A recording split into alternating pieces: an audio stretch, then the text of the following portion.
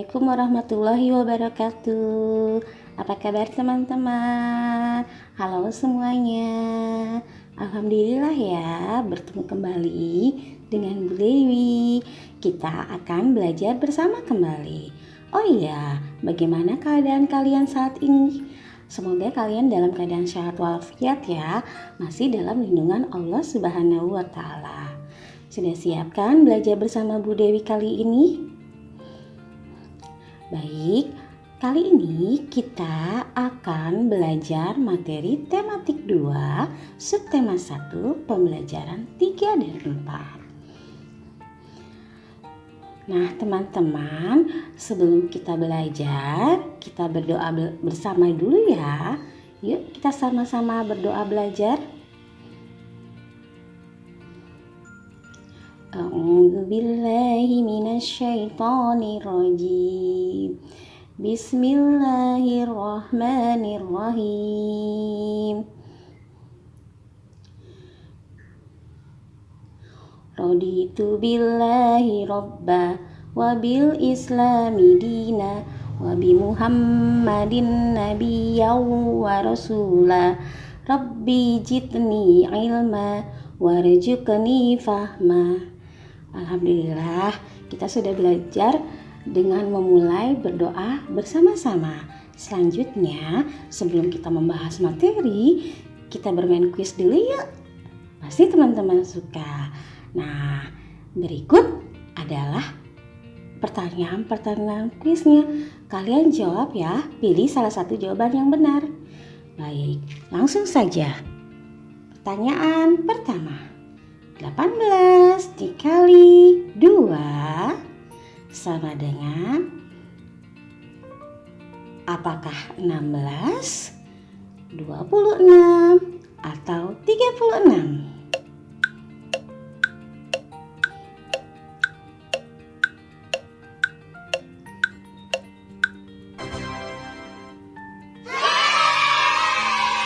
Ya, 18 kali 2 sama dengan 36. Selanjutnya, pertanyaan kedua. 5 ditambah 5 ditambah 5 ditambah 5 berapa ya? Apakah 20, 15 atau 25?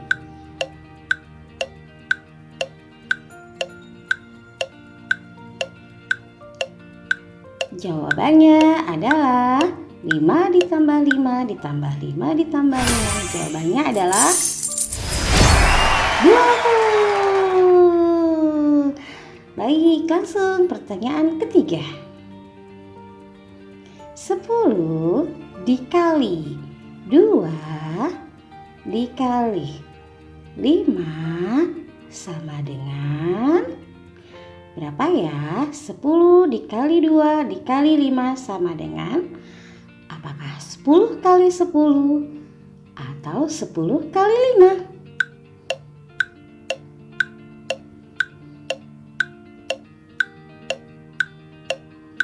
Sepuluh dikali 2 dikali 5 sama dengan 10 kali 10. Baik, demikian tadi teman-teman kuisnya. Baik, kita langsung saja ya membahas materi tematik 2, subtema 1, pembelajaran 3 dan 4. Simak bersama-sama ya. Masih ingat dengan pola irama pada pembelajaran sebelumnya sudah dibahas ya. Pola irama, tentang pengertian pola irama. Pola irama adalah pengulangan ketukan secara teratur menurut pola tertentu dalam sebuah lagu. Pola irama adalah pengulangan ketukan secara teratur menurut pola tertentu dalam sebuah lagu. Nah, pola irama ini kemarin ada yang panjang dan pendek. Sedangkan pola irama itu sendiri dapat kita buat. Pola irama dapat dibuat dengan tepuk tangan, tepuk meja, bersenandung, dan benda-benda di sekitar kita. Kita praktek saja yuk. Nah, di sini ada lagu Lihat Kebunku, ciptaan Ibu Sud. Teman-teman pasti sudah bisa ya, sudah pernah mendengar lagu ini. Yuk kita sama-sama bernyanyi lagu Lihat Kebunku. Lihat kebunku penuh dengan bunga, ada yang putih dan ada yang merah. Setiap hari ku siram semua, mawar melati semuanya indah. Lihat kebunku penuh dengan bunga, ada yang putih dan ada yang merah. Setiap hari ku siram semua, mawar melati semuanya indah. Baik, sekarang kita akan menyanyikan lagu Lihat Kebunku dengan menggunakan pola irama tepuk tangan. Perhatikan ya teman-teman. Adalah menyanyikan lagu Lihat Kebunku dengan pola irama menggunakan tepuk tangan. Ikuti yuk. Lihat kebunku penuh dengan bunga, ada yang putih dan ada yang merah. Setiap hari ku siram semua, mawar melati semuanya indah. Lihat kebunku penuh dengan bunga, ada yang putih dan ada yang merah. Setiap hari ku siram semua, mawar melati semuanya indah. Alhamdulillah, tadi adalah menyanyikan lagu Lihat Kebunku dengan pola irama menggunakan tepuk tangan. Selanjutnya kita nyanyikan lagu Lihat Kebunku dengan bersenandung ya. Ikuti Bu Dewi ya.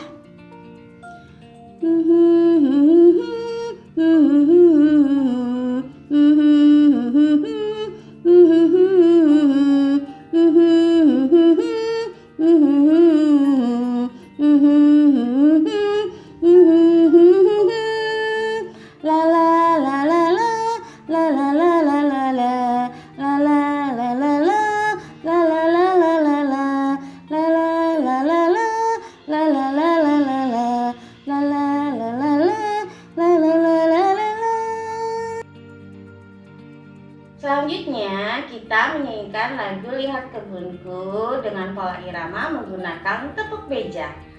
Ikuti ya teman-teman. Lihat kebunku penuh dengan bunga, ada yang putih dan ada yang merah. Setiap hari ku siram semua, mawar melati semuanya indah. Lihat kebunku penuh dengan bunga, ada yang putih dan ada yang merah. Setiap hari ku siram semua, mawar melati semuanya indah. Berikut adalah menyanyikan lagu Lihat Kebunku dengan pola irama menggunakan tepuk tangan dan tepuk meja. Ikuti bersama-sama yuk. Lihat kebunku penuh dengan bunga, ada yang putih dan ada yang merah. Setiap hari ku siram semua, mawar melati semuanya indah. Lihat kebunku penuh dengan bunga, ada yang putih dan ada yang merah. Setiap hari ku siram semua, mawar melati semuanya indah. Teman-teman, tadi adalah lagu lagu Lihat Kebunku. Kita menyanyikan dengan pola irama menggunakan tepuk tangan, tepuk meja, tepuk tangan dan meja dan bersenandung. Kalian bisa mempraktekannya di rumah ya. Baik, selanjutnya. Nah, di sini akan Bu Dewi perlihatkan gambar apakah ini? Wow. Gambar apakah ini pula? Gambar apakah ini? Gambar apakah ini? gambar apakah ini? Ada yang tahu gambar-gambar apa tadi? Gambar-gambar tersebut adalah contoh-contoh dongeng. Iya betul teman-teman. Teman-teman sudah tahu apa itu dongeng? Ya, baik, Budi jelaskan ya. Dongeng adalah cerita yang tidak benar-benar terjadi, tetapi mengandung pesan moral. Nah, jadi dongeng itu cerita yang tidak benar-benar terjadi. Artinya dongeng itu adalah cerita hayalan, cerita bohong. Tapi cerita-cerita tersebut mengandung pesan moral, pesan-pesan kebaikan. Lantas, pesan dongeng itu apa ya? Nah, pesan dongeng adalah sesuatu yang ingin disampaikan oleh penulis kepada pembaca yang biasanya berisi nasihat agar dilakukan dalam kehidupan sehari-hari.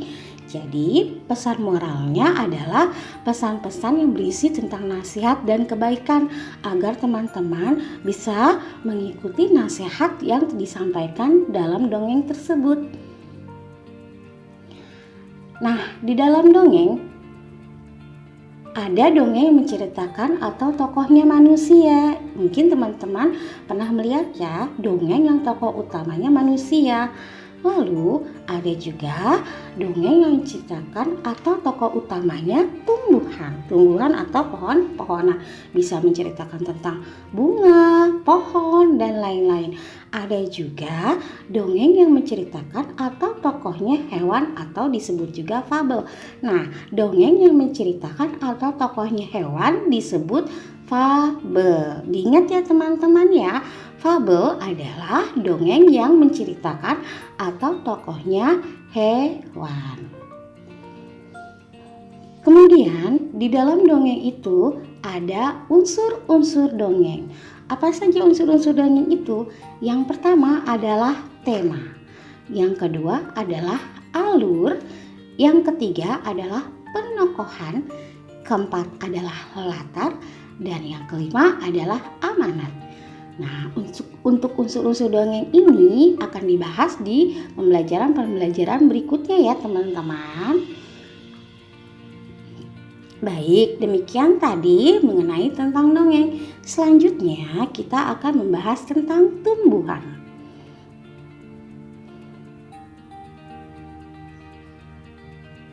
Manfaat tumbuhan bagi kehidupan manusia. Adakah yang tahu apa manfaat tumbuhan bagi kehidupan manusia? Yap, benar. Manfaat tumbuhan diantaranya adalah yang pertama, sumber makanan. Betul, tumbuhan itu bisa menjadi sumber makanan. Artinya bahwa tumbuhan bisa dimakan oleh manusia dan hewan. Selanjutnya manfaat tumbuhan adalah pakan ternak. Benar, pakan ternak ini artinya tumbuhan itu bisa dimakan oleh hewan-hewan yang dijadikan hewan ternak. Seperti sapi makannya rumput, kambing rumput, kelinci kangkung atau wortel, dan lain-lain. Selanjutnya manfaat tumbuhan yang ketiga yaitu bahan pembuat pakaian. Betul teman-teman, tumbuhan itu ada yang dijadikan sebagai bahan pembuat pakaian. Contohnya adalah kapas, ya, daun rami juga bisa. Manfaat tumbuhan selanjutnya adalah bahan bangunan. Kok bisa ya tumbuhan dijadikan bahan bangunan? Benar teman-teman. Dari tumbuhan itu yang dijadikan untuk bahan bangunan adalah kayunya, batang pohonnya. Batang pohonnya bisa dijadikan kayu untuk membuat rumah. Selanjutnya manfaat tumbuhan yaitu obat-obat tradisional. Betul teman-teman, tumbuhan ada yang menjadi obat-obat tradisional seperti kumis kucing, jahe, kunyit, itu diolah nanti menjadi jamu. Makanya tumbuhan manfaatnya salah satunya adalah sebagai obat-obat tradisional. Manfaat selanjutnya adalah sumber oksigen. Ya, karena dari tumbuhan ini kita bisa mendapatkan oksigen atau udara yang bersih. Nah, di pembelajaran 3 dan 4 kali ini kita membahas tentang mengkudu. Kalian bisa membacanya tentang teks atau percakapan mengenai mengkudu ya. Di sini Bu Dewi akan simpulkan bahwa khasiat buah mengkudu yaitu yang pertama meredakan sakit kepala. Kalau teman-teman sakit kepala, kalian bisa makan buah mengkudu. Melancarkan pencernaan, iya, supaya teman-teman itu tidak buang air besarnya itu tidak terhambat. Kalau misalnya susah buang air besar, teman-teman bisa makan buah mengkudu agar melancarkan pencernaannya. Meredakan batuk. Nah, kalau misalnya teman-teman batuk, supaya reda batuknya, teman-teman bisa makan buah mengkudu. Lalu meredakan radang tenggorokan, selanjutnya mengatasi diare dan mengatasi kulit kering. Demikian tadi manfaat atau khasiat buah mengkudu. Baik, selanjutnya kita beralih pada materi tentang sifat-sifat pertukaran penjumlahan atau sifat komutatif. Di materi-materi sebelumnya telah dijelaskan ya, walaupun tidak dijelaskan oleh Bu Dewi, sifat pertukaran penjumlahan atau sifat komutatif. Nah, berikut adalah contoh.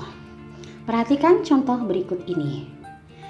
Ada apel, ada sekelompok apel. Kita hitung apelnya ada berapa ya? 1, 2, 3, 4, 5, 6, 7, 8.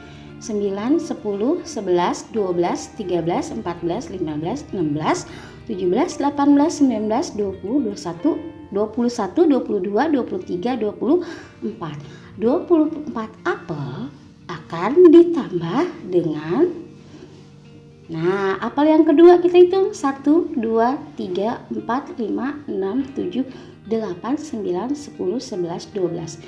12 apel. 24 apel akan ditambah 12 apel. 24 apel ditambah 12 hasilnya adalah, kita hitung sama-sama, 1, 2, 3, 4, 5, 6, 7, 8, 9, 10, 11, 12, 13, 14, 15, 16, 17, 18, 19, 20, 21, 22, 23, 24.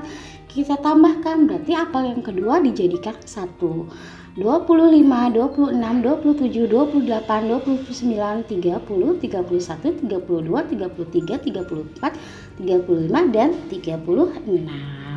Jadi 24 ditambah 12 sama dengan 36. Selanjutnya, jika apel ini kita tukar, yang 12 di depan dan 24 di belakang. Lalu ditukar. Apel pertama ini yang tadi, yaitu 12 apel ditambah apelnya yang pertama jadi apel yang kedua, 24 apel. Apakah hasilnya sama? Kita hitung ya. 1, 2, 3, 4, 5, 6, 7, 8, 9, 10, 11, 12, 13, 14, 15, 16, 17, 18, 19, 20, 21, 22, 23, 24, 25. 26, 27, 28, 29, 30, 31, 32, 33, 34, 35, 36. 36. Berarti yang pertama adalah 24 ditambah 12 sama dengan 12 ditambah 24. Nah, berarti bila ditukar-tukar hasilnya sama-sama 36.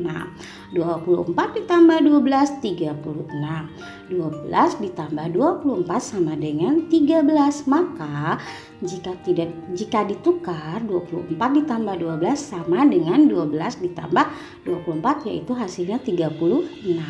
Nah, ini adalah sifat pertukaran penjumlahan atau sifat komutatif. Artinya, jika bilangan tambah, bilangan itu ditukar-tukar, hasilnya sama saja. Ya. Selanjutnya, contoh yang sudah. Baik. Perhatikan gambar berikut. Dan gambar berikut. Ya, ketiga gambar itu menurut teman-teman apa yang sedang terjadi? Yap, benar. Gambar tersebut adalah orang-orang yang sedang melakukan kegiatan meminta maaf dan memberi maaf.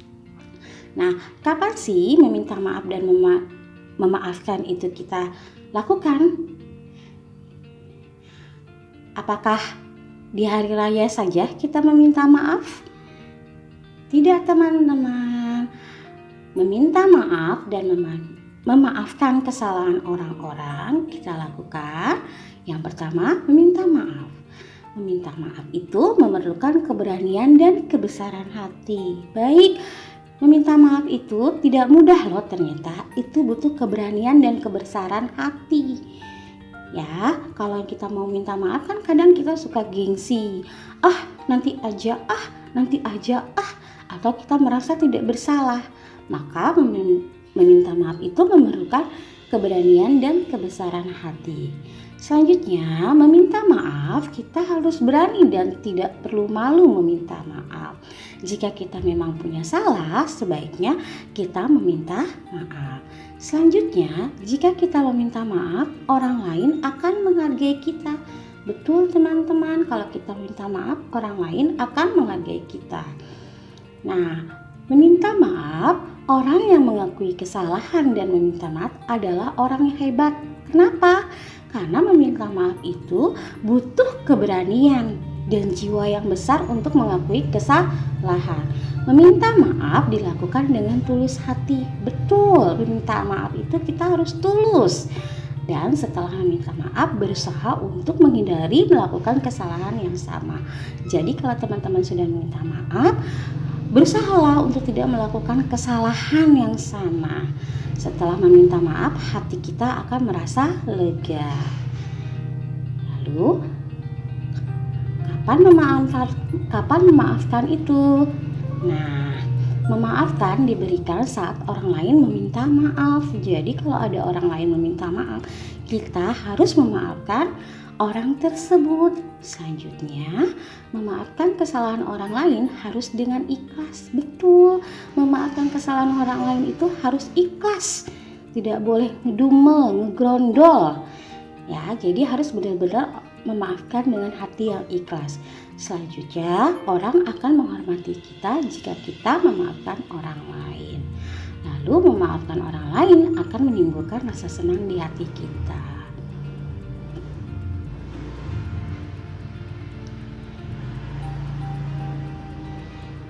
Baik, kita latihan soal ya teman-teman.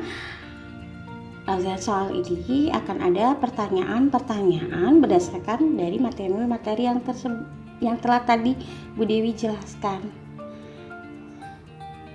Ya. Pertanyaannya, yang pertama, siapakah pencipta lagu Lihat Kebunku? Yang kedua, dongeng hewan disebut juga. Yang ketiga, kapan kita harus memaafkan dan meminta maaf? Pertanyaannya selanjutnya adalah latihan soal penjumlahan. Nah, yang pertama 356 ditambah 721 sama dengan 721 ditambah titik-titik. Yang kedua 500 ditambah 300 sama dengan titik-titik ditambah 500.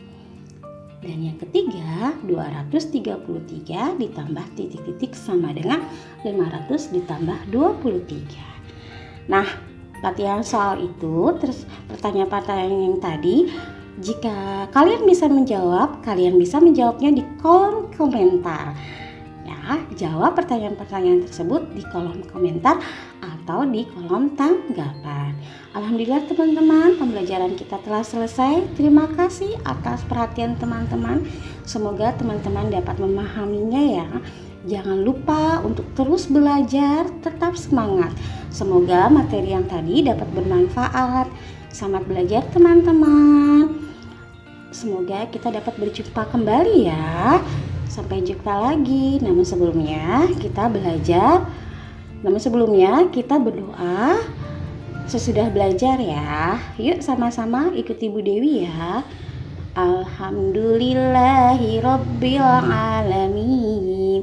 Subhanakallahumma wa bihamdik asyhadu alla ilaha illa anta astaghfiruka wa atubu ilaik. Alhamdulillah, sampai jumpa lagi, sampai bertemu kembali. Waalaikumsalam warahmatullahi wabarakatuh. Dadah teman-teman, selamat belajar ya.